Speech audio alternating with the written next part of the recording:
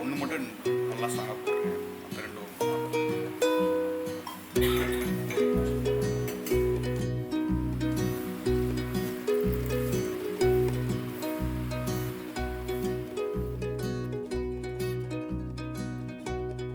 இவன் வந்து மதுரை, நான் சென்னை. ஓகேவா?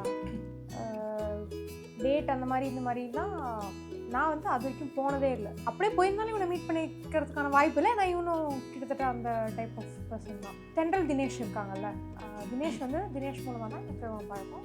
படிக்கலான்னு சொல்லிட்டு அவன் மதுரையிலேருந்து சென்னை கிளம்பி வந்தான், ஆனால் படிக்கல. ஸோ ஃபஸ்ட்டு தென்றலோட பர்த்டே அன்னைக்கு தான் மீட் பண்ணோம்.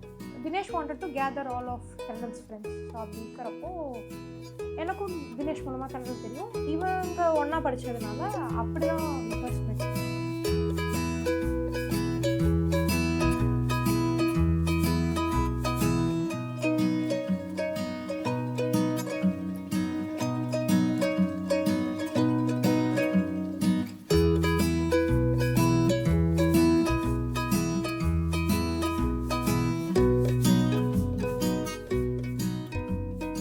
ஃபஸ்ட்டு வந்து he had interest on me.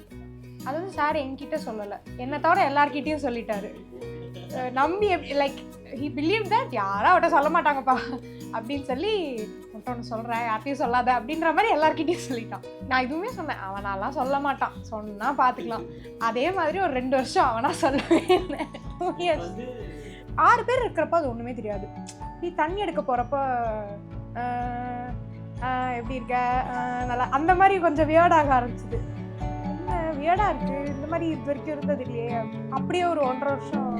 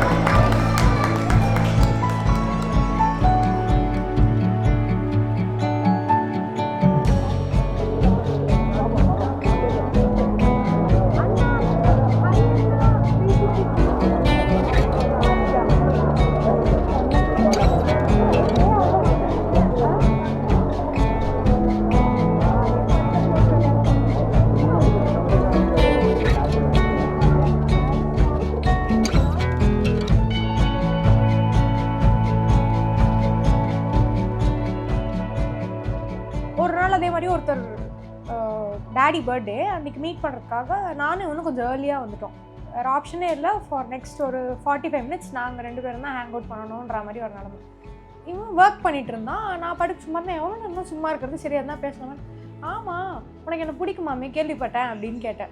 இல்லையா, யார் சொன்னா, எப்போ சொன்னா அப்படின்னா, தெரியும் சொல்லு, இருந்ததுன்னு சொன்னாங்க, அப்புறம் போயிடுச்சாமே, எப்போ வந்தது, எப்போ இருந்தது, எப்படி போச்சு அப்படின்னு கேட்டேன்.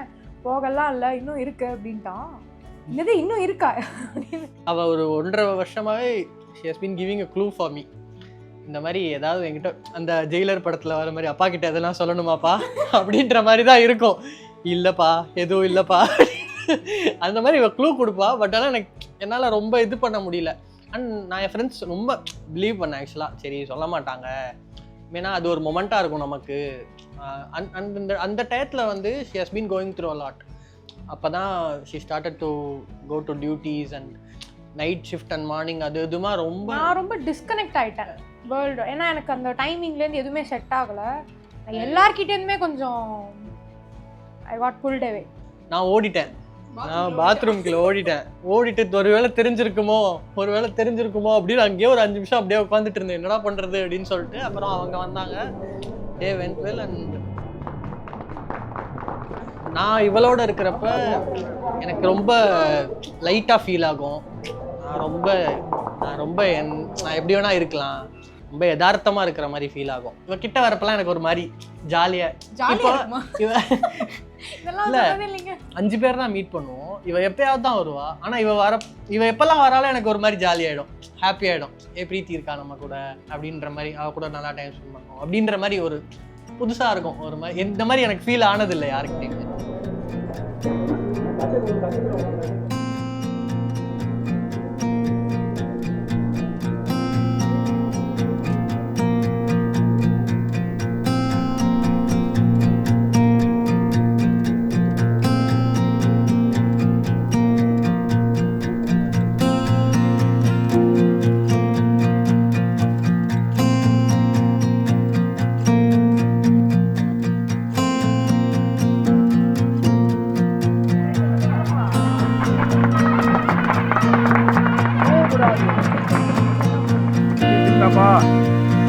குமாரத்தி சௌபாகியவதி அலமேலுவை தங்களுக்கு இன்றைய தினம் மிதுன லக்னத்தில் கன்யகாதானமாக செய்து தருகிறோம்.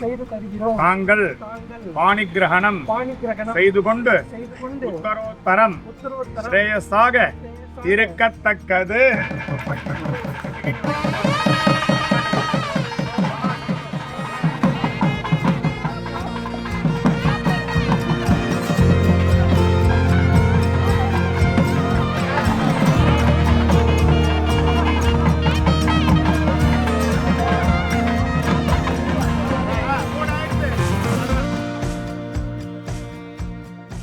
பொங்கல் சாப்பிட்டு வரலாம் வரியா அப்படின்னு கூப்பிட்டேன். பொங்கல் வந்துருவோம் சரின்னு சொல்லிட்டு காலையில எழுந்துச்சு போனோம். அன்னைக்கிட்டே ரொம்ப நாளுக்கு அப்புறம் just the two of us அப்படின்ற மாதிரி மீட் பண்ணோம். நல்லா இருந்தது. பேசிட்டு எல்லாம் கிளம்பிட்டோம். எனக்கு என்ன சரி ஓகே நீ சொல்கிறத வச்சு ப்ரொசீட் பண்ணலான்னு தோணுது அப்படின்னு தான் சொன்னேன். லவ் யூ அப்படி இப்படின்லாம் நாங்கள் சொல்லிக்கவே எங்களுக்கு ரொம்ப மந்த்ஸ் ஆச்சு. அப்படி இருக்கப்போ நீ சொல்கிறது என்னவோ எனக்கு கொஞ்சம் ஒர்க் அவுட் பண்ணி பார்க்கலான்னு தோணுது. பொங்கல் வேலையை காமிச்சிருச்சு. போயிட்டு வரப்போ just we had the conversation. I think we can okay we'll see where it goes அப்படின்ற மாதிரி எனக்கு தோணுது. அப்படியா ஓகே ஓகே ஓகே இவனுக்கு ஒரே சந்தோஷம். ஐயோ அவளுக்கு என்ன பிடிச்சிருச்சு அவளுக்கு என்ன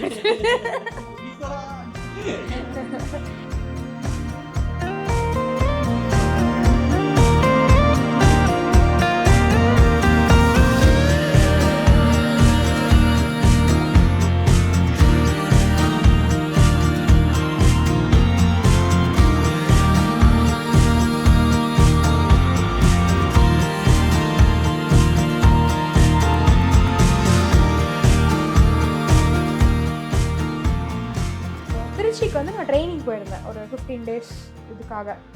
அப்போ வந்து சரி இவர் ரொம்ப ஆசைப்படுறாரு இவரை போய் பார்த்துருவோன்னு சொல்லி டக்குன்னு தேஜஸ்லேருந்து பிடிச்சி போயிட்டேன். அவங்க அப்பாவுக்கு தெரியாது. நான் வந்து என்ன சொன்னேன்னா அப்பாவுக்கும் சொல்லாத அம்மாவுக்கும் சொல்லாத, நான் டக்குன்னு வந்து நிற்கிறேன் அவங்க என்ன சொல்கிறாங்கன்னு பார்ப்போம் அப்படின்ற மாதிரி சொன்னேன். பட் இவன் அம்மாகிட்ட சொல்லிட்டான். பிகாஸ் வீக்கெண்டு ரிலேட்டிவ்ஸ் யாருன்னா வருவாங்க, அம்மா கிட்ட சொன்னால் அம்மா அதை அவாய்ட் பண்ணிடுவாங்க அப்படின்றதுக்காக அவன் அம்மாட்ட மட்டும் சொல்லியிருந்தான்.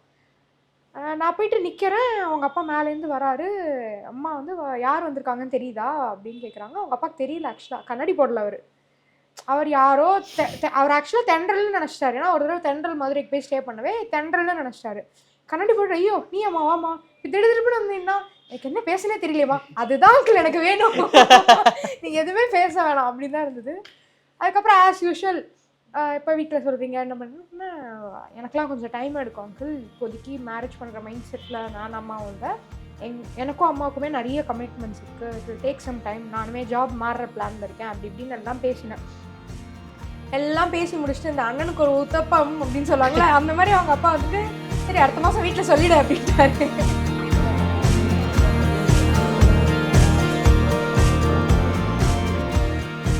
எங்கள் அம்மாவுக்கு வந்து லவ்னாலே ஆகாது.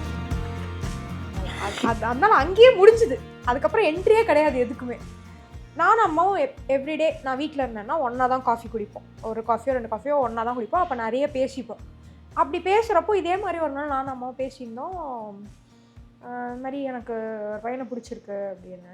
சரி அப்படின்னா சரின்ட்டாங்க, கேட்குறாங்க நம்ம பேசுகிறதுன்னு சொல்லி நான் பொறுமையாக சொல்லிட்டேன். பையெல்லாம் பார்க்காத, நானே பார்த்துட்டேன். அது வந்து எனக்கு உனக்கு வந்து ஷாக்காக தான் இருக்கும்னு எனக்கு தெரியும். பட் நீ வந்து இதை பொறுமையாக ப்ராசஸ் பண்ணிக்கோ.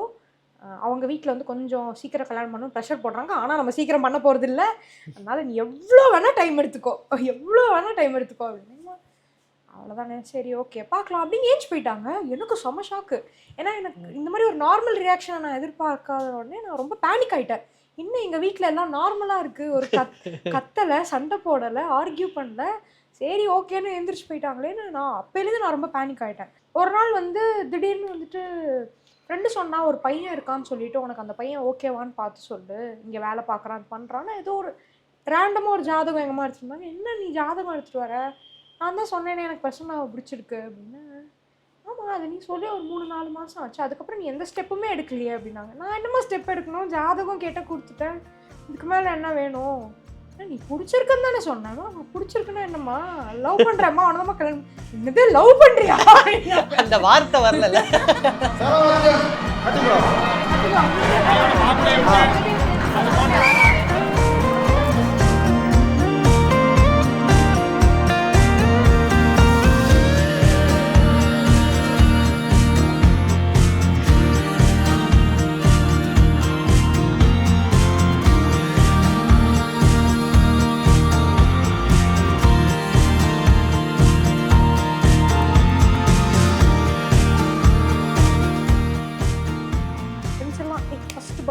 லவ் பண்ணி என்னடா பண்ண போகிறேன் பிளான் பண்ணுறேன் அப்படின்னு சொல்லி அவன் பிளான் பண்ணான். அன்றைக்கி வந்து என்னோடய ஃப்ரெண்டோட ஒரு வெட்டிங் இருந்தது, அதை அட்டன் பண்ணிவிட்டு நான் இவங்களோட நைட் போகலாம் அப்படின்னு இவங்க எல்லாரோடையும் போகலாம் அப்படின்னா என்னை வந்து பிக் பண்ணிக்கிறேன் அப்படின்னாங்க. கால் பண்ணுறேன் யாருமே எடுக்கல. அவ்வளோதான் நம்ம இன்னைக்கு தெருல தான் நிற்கணும் போல் அப்படின்னு சொல்லிட்டு அப்புறம் இவன் வந்தான். என்ன மற்றவங்களாம் வரல, நீ மட்டும் வந்திருக்க, நம்ம 2 பேர் மட்டும் வெளில போகிறோமா? ஐயா வேணாம், எனக்கு எல்லாரோடையும் இருக்கணும், எல்லாரையும் கூப்பிடுன்றேன். ஒரு 1 hour என் கூட தனியாரு, அப்புறம் எல்லாரும் வருவாங்க அப்படின்னா எனக்கு எங்கேயோ ஐஸ்கிரீம் வாங்கி தரேன்னு கூட்டிகிட்டு போனோம். அமிலிஸ் மூடிட்டாங்க நாங்கள் போகிறதுக்குள்ளே நைட்டு 11 மணிக்கு. அதுக்கப்புறமா மெக்டானல்ட்ஸில் ஐஸ்கிரீம் வாங்கி கொடுத்தோம். வாக்குமூலம் கேட்டிங்கல்ல, இருங்க சொல்கிறேன். எனக்கு வந்து வண்டர்லான்னா ரொம்ப பிடிக்கும். ஓகேங்களா, நான் வந்து ஆல்ரெடி போயிருக்கேன், பட் எனக்கு வந்து இந்த கேங்கோட போகணும், ஜாலியாக இருக்கணும்னு ரொம்ப நாள் ஆசை. நானும் பிளான் பண்ணுவேன். எல்லாரும் கலந்துப்பாங்க, வரேன்வாங்க கலந்துப்பாங்க. இந்த மாதிரி ஒரு 4-5 தடவை ஆயிடுச்சு. ஸோ என் பர்த்டேக்கு வந்து கூட்டிகிட்டு போகணும் அப்படின்னு சொல்லி இந்த பர்த்டேக்கு நான் ஒண்டர்லாலாம் கூட்டிகிட்டு போகிறேன்னு லெட்டர்லாம் எழுதி கொடுத்தான். நானே நினச்சிட்டேன் இப்போவே கார் எடுத்துன்னு வராங்க போல், என்ன தூக்கி போட்டு ஒண்டர்லா போக போகிறாங்க போலன்னு நான் நினச்சேன். எனக்கு என்ன அடுத்து விடிஞ்ச ஆஃபீஸ் போகணுமே, அப்படி இல்லை, அம்மாவுக்கு வேறு தெரியாதே, அம்மாட்ட வேறு நம்ம இதெல்லாம் எப்படி சொல்லுவோம், பெங்களூர்னா எப்படி அம்மா விடுவாங்க அப்படின்னு யோசிக்க ஆரம்பிச்சிட்டேன். அப்புறம் அது லைக் உனக்கு எப்போ கம்ஃபர்டபுளோ ஒரு வீக்கெண்ட் சொல்ல, அப்போ கூட்டிகிட்டு போகிறோம் அப்படின்னு சொல்லி 2 வருஷம் ஆச்சு. இப்போ வரைக்கும் என்னை கூட்டிகிட்டு போகல. சரி, அதுக்கப்புறமா வந்துட்டு நான் வந்து கேட்டுட்டே இருக்கேன், ஃப்ரெண்ட்ஸ் இங்க அவங்களையும் பார்க்கணும், நீ மட்டும் வந்திருக்கா, அவங்கள கூப்பிடு, 1 hour ஆச்சு, உன் கூட நான் தனியாக உட்காந்து என்னதான் பண்ண போறேன், கூப்பிடுன்னு சொல்லிட்டேன்னா சரி இப்போ அவங்களதான் பார்க்க போறோம் அப்படின்னு பெசநகர் பக்கம் கூப்பிட்டு போனோம். அந்த டைட்டில் அவளுக்கு எழுதி கொடுத்த லெட்டர் அது ரொம்ப இருக்கு. அதோட கவர்ல வந்துட்டு அவன் வந்து என்னவள் அப்படின்னு எழுதியிருந்தான். என்னவளே கூட்டிகிட்டு போனால் நான் சரி பீச்சுக்கு தான் கூட்டிகிட்டு போகணும்னு சொன்னேன். இந்த பீச்சுக்கு கூப்பிட்டு போய் கேக் வெட்டுறேன்லாம் வேணாண்டா, அப்படிலாம் தயவுசெய்து பண்ணாதான்னு. இல்லை நம்ம பீச்சுக்குலாம் போகலன்னு சொல்லிட்டு இப்படி போயிட்டே இருந்தால் திடீர்னு நியூட்டன் போட்டு நிறுத்தினா பார்த்தா என் ஃப்ரெண்ட்ஸ் அங்கே ரோட்டில் நிற்கிறாங்க, காரில் சும்மா பலூன்லாம் போட்டு டெக்கரேட் பண்ணி வந்தான். அப்படி போய் நில்லுன்னா சரி நானும் போய் நின்னேன். எனக்கு தெரிஞ்சிருச்சு என்னவோ பண்ண போகிறான், ஏதோ கிரிஞ்சாக பண்ண போகிறான். நான் சொல்லிகிட்டே இருக்கேன் தயவு செய்து அந்த மாதிரிலாம் எதுவும் பண்ணாத, என் மூஞ்சி எப்படி போகும்னு உனக்கே தெரியாது, ப்ளீஸ் எல்லாரும் முன்னாடி இப்படிலாம் பண்ணாதன்னு நான் சொல்லிகிட்டே இருந்தேன். ஒரு நாள் அட்ஜஸ்ட் பண்ணிக்கோ சரி ஏதோ பண்ண போகிறோம், நம்ம முடிஞ்ச அளவுக்கு மூஞ்சியில் ரியாக்ஷன் காட்டாமல் இருக்கணும் அப்படின்னு பாட்டு பாடணும் ரோட்டில். இவன் வந்து ஒரு யுவன் சங்கர் ராஜா ஃபேன். என்ன படம் வந்து அந்த காதல் சொல்ல வந்தேன் படத்தில் வந்துட்டு என்ன ஆகிறேன்னு ஒரு சாங் இருக்கும், அது எனக்கு ரொம்ப பிடிக்கும். கேட்டதே இல்லை இது வரைக்கும். திடீர்னு பார்த்தா பாட ஆரம்பிச்சிட்டான். எனக்கு சிரிப்பு வந்துருச்சு டக்குன்னு. அப்புறம் சிரிக்கூடாது வீடியோலலாம் வந்துடும் சொல்லிட்டு கம்முன்னு இருந்தேன். பாடி முடிச்சுட்டு ஒரு பொக்கே கொடுத்துட்டு ஐ லவ் யூ அப்படின்னு சொன்னான். அவள் அப்படியே சொன்னா லைக் வந்து தயவு செஞ்சு முட்டி மட்டும் போட்டுறாத, எனக்கு ஒரு மாதிரி ஆயிடும் அந்த மொமெண்ட்ல, முட்டி மட்டும் போடுற, எனக்கு அந்த மொமெண்ட் இருக்கணும், இந்த மொமெண்ட்ல நான் இருக்கணும் அப்படின்ற மாதிரி அப்படியே ட்ராமாட்டிக்கா பண்ணோம். அப்பதான் ஃபர்ஸ்ட் டைம் வந்து நீல் டவுன் பண்ணி ஐ லவ் யூ அப்பதான் வந்து 2 பேரும் டு ஈச் அதர் சொல்லிக்கிறோம். சொல்லணும்ல, அப்புறம் சொல்லலைன்னா அடிக்க வந்துருவாங்க.